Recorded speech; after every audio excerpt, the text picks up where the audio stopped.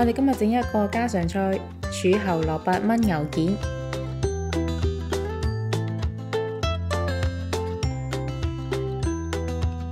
葱先切段，分開葱白同青葱。將牛件、幾片薑同埋葱白放入一鍋水中，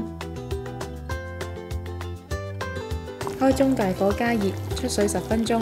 牛件洗乾淨，切件備用。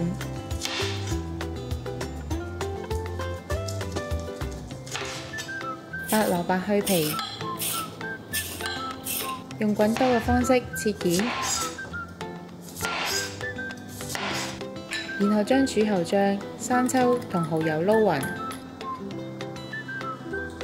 加油喺鍋中，開中火加熱後，加幾塊薑片同葱白炒香，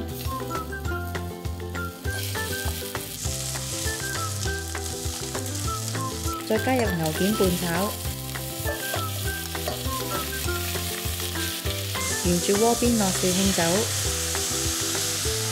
加入柱侯醬汁、月桂片、八角同熱水，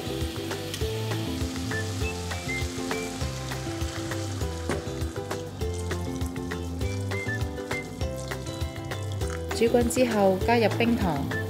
蓋上鍋蓋，用中火煲到氣閥門跳動，就可以轉細火。共煲時間大概30分鐘。